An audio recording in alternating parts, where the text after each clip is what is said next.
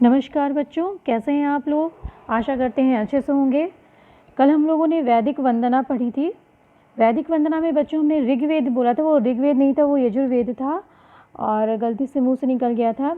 आज हम लोग आश्रम पाठ पढ़ेंगे। प्रथम पाठ है और ये जो है पाठ अच्छे से पढ़िएगा। साथ साथ में हम लोग इसका व्याकरण भी करते हुए चलेंगे।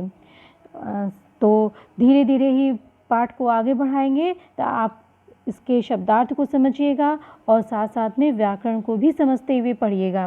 ठीक है बच्चों, ये आश्रम क्या होता है। आश्रम जैसे आश्रम में बच्चे पहले अध्ययन किया करते थे। वहाँ पे गुरु हैं, ऋषि हैं, मुनि हैं, वो लोग छात्राओं को अध्ययन कराया करते थे। और जैसे हमारे आजकल स्कूल होते हैं वैसे ही आश्रम हुआ करते थे पहले। तो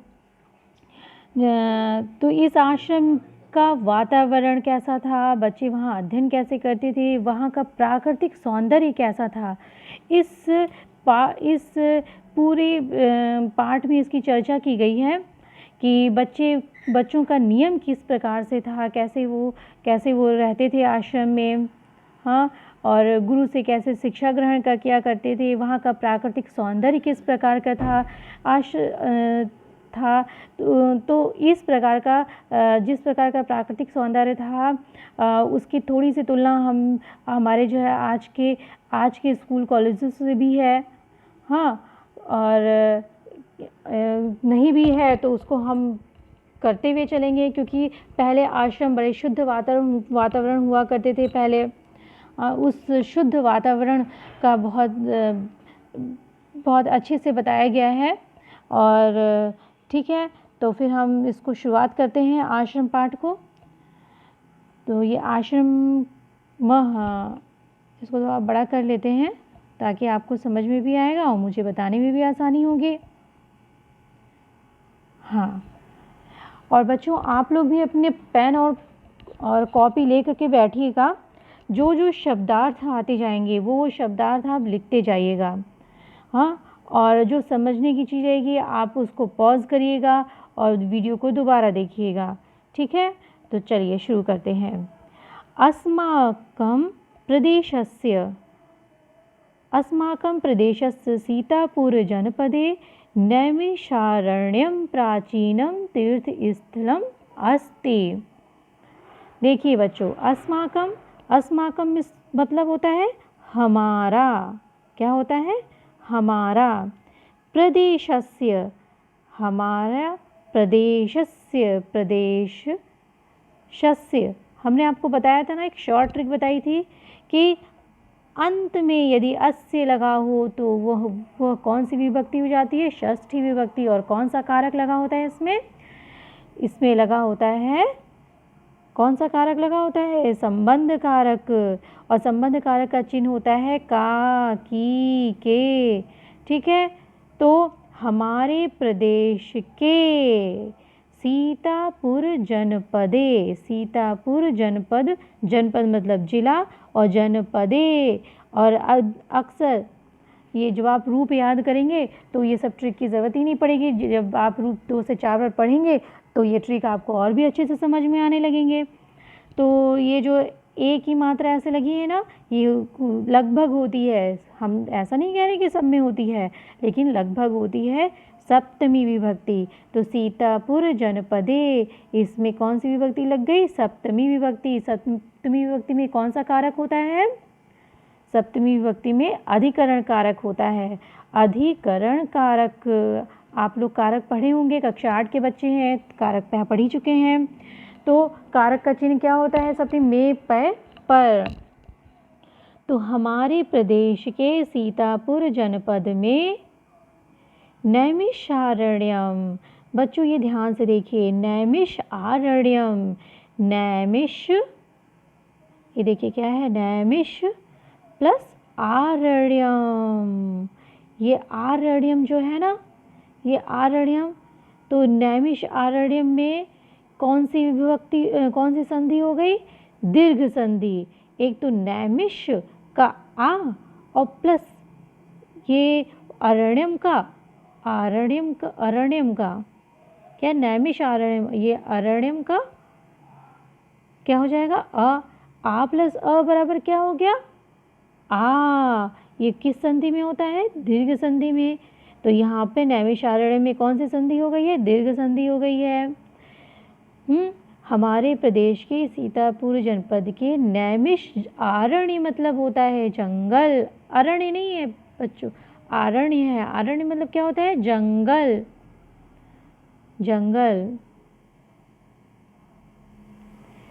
प्राचीन, प्राचीन मतलब, प्राचीन का मतलब होता है पुराना, और तीर्थ स्थलमस्ति, प्राचीन पुराना तीर्थ स्थल। तीर्थ स्थल तो आप लोग जानते ही हैं किसे कहते हैं? तीर्थ स्थल, जहाँ पे तीर्थ करने जाते हैं ऐसे स्थल को हम तीर्थ स्थल कहते हैं। है ठीक। हमारे प्रदेश के सीतापुर जनपद में नैमिष नामक जंगल में प्राचीन तीर्थ स्थल है। एकस्मिन, एक आश्रमे, आश्रम में, देखिए बच्चों फिर से आश्रम में आ गया, एक ही मात्रा हमारी ट्रिक काम कर रही है। आश्रम में सप्तमी विभक्ति लगी है, ऋषयः। अब ऋषयः बच्चों ये आप लोग रूप याद करिए ज़रूर से। ऋषि के रूप में जब आप याद करेंगे तो क्या हो जाएगा? ऋषि, ऋषि, ऋषयः। ये बहुवचन है, एक ऋषि, दो ऋषि और बहुत सारे ऋषि। मुनयः, मुनि, मुनि, मुनयः। मुनयः का मतलब क्या हो गया? बहुत सारे मुनि। गुरवः, गुरु, गुरु, गुरवः। गुरुवः मतलब बहुत सारे गुरु। कवयः, कवयः मतलब होता है बहुत सारे कवि। छात्राश्च और छात्राएं, छात्रा और छात्रा, छात्रः, छात्रौ, छात्राः, यानी कि बहुत सारे छात्रा। निवसन्ति स्म, निवास करते थे। अब निवसन्ति के साथ जब स्म आ जाता है तो उसका मतलब होता है थे। तो एक आश्रम में ऋषि, मुनि, अब बहुत सारे लगाने की ज़रूरत नहीं है।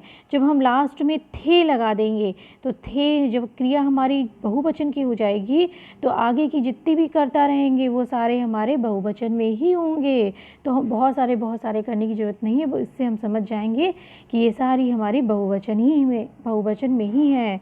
एक आश्रम में ऋषि, मुनि, गुरु, कवि और छात्र निवास करते थे, रहते थे। आश्रमस्य, आश्रमस्य, आश्रमस्य विशाले परिसरे अश्वत्थ, वट, निम्बाशोक वृक्षाणां गहना छाया भवति स्म। अब ये देखिए क्या आया? आश्रमस्य। अब ये देखिए यहाँ भी आया ना हमारी ट्रिक वाला काम, अस्य आ गया। तो आश्रम के, आश्रम के षष्ठी विभक्ति लगी है संबंध कारक, आश्रम के। आश्रम के विशाले, विशाल, परिसरे, परिसर में, विशाल परिसर में। बच्चों एक बात और चीज़ याद रखिए कि देखिए परिसर का विशेषण जो है क्या है? विशाल है। परिसर मतलब उसका क्षेत्र, परिसर मतलब होता है उसका परिसर, उसकी फील्ड। तो उसकी फील्ड में उसका परिसर को परिसर ही बोलेंगे, शुद्ध है परिसर। क्षेत्र होता है मैदान, मैदान तो विशाल मैदान में, तो मैदान का, परिसर का विशेषण क्या है? विशाल है। तो जो हम विशेष, तो ये विशेष हो गया और ये विशाल विशेषण हो गया। तो विशेष में जो विभक्ति होती है वही विशेषण में विभक्ति होती है बच्चों। तो परिसरे, इसमें देखिए सप्तमी विभक्ति एक वचन लगी है, तो विशाले में भी है, हमारे विशेषण में भी सप्तमी विभक्ति एक वचन का प्रयोग किया गया है। इसी वजह से निवसन्ति, इसी वजह से देखिए कहाँ गया? आश्रम से, आश्रम के विशाल परिसर, विशाल मैदान में। अश्वत्थ, अश्वत्थ का मतलब क्या होता है बच्चों? पीपल। वट, वट का मतलब क्या होता है? बरगद। आप लोग लिखते जाइएगा। निम्बाशोक, देखिए यहाँ पे फिर आ गया दीर्घ संधि, निम्ब धन अशोक, निम्ब प्लस अशोक, अब दोनों में संधि हुई ना, अ प्लस अ में संधि हो गई तो क्या हो गया, आ बन गया। निम्बाशोक यानी नीम और अशोक। वृक्षाणाम षष्ठी बहुवचन, षष्ठी बहुवचन में क्या हो जाएगा, वृक्षों हो जाएगा, वृक्षों के, वृक्षों की गहनी, गहन छाया, गहन छाया, ये देखिए गहन छाया, अत्यंत छाया, भवती होती थी, ये भवती थी, स्म मतलब क्या हो जाएगा, थी। वृक्षों की गहन छाया होती थी। आश्रम के विशाल भवन में बरगद, बरगद, पीपल, बरगद, नीम, अशोक वृक्षों की अत्यंत छाया होती थी। ठीक है, अब आगे बढ़ते हैं। आगे क्या है, फलशालिनः आम्र, आम्र आम्लक पनस पेरुवृक्षा अपि विपुला आसन। फलशालिनः, शालीन फल, स्वादिष्ट फल, शालीन मतलब क्या हो गया, स्वादिष्ट फल। आम, आम्लक, आम भी है और आम्लक भी है, इसमें भी आपकी क्या है, दीर्घ संधि है। आम्र, आम्लक, आम्र और आम्लक, आम्राम्लक बन गया, दीर्घ संधि। आम, आंवला, पनस, कटहल, पेरू, अमरूद। वृक्षाः, वृक्ष, वृक्षा हो गया बहुवचन में आ गया ना, वृक्ष। अपि मतलब भी, विपुला अत्यधिक, बहुत सारे, अत्यधिक। आसन थे, आसन मतलब थे। ठीक है बच्चों, ए भी वृक्षः। अब ए भी वृक्षः, ए भी जानते हैं क्या होता है, ए भी इदम, इदम का मतलब होता है यह, जो हम पुल्लिंग में इस्तेमाल करते हैं। पुल्लिंग के लिए यह के लिए इदम का प्रयोग करते हैं। इदम का तृतीय बहुवचन को क्या कहते हैं, ए भी। तृतीय बहुवचन क्या बोलेंगे, ए भी। अनेन आभ्याम ए भी। वृक्षैः तत्र पर्यावरणं शुद्धम् आसीत्। इन ये वृक्ष, ए भी, ये वृक्ष, तत्र वहाँ, पर्यावरणम पर्यावरण को, शुद्धम आसीत शुद्ध, शुद्ध आसीत, शुद्धम आसीत शुद्ध करते थे। ठीक है, ये वृक्ष वहाँ के पर्यावरण को शुद्धम आसीत शुद्ध करते थे। येन, येन क्या है, यत, यत का मतलब क्या होता है बच्चों, यत का मतलब, एक मिनट, यत का मतलब होता है जो। अब यत का तृतीय एक वचन को क्या बोलेंगे, येन, और तृतीया में कौन सी विभक्ति लगती है, करण लगती है। तृतीया में कौन सी कारक लगता है, करण कारक लगता है। करण कारक का चिन्ह क्या है, से द्वारा।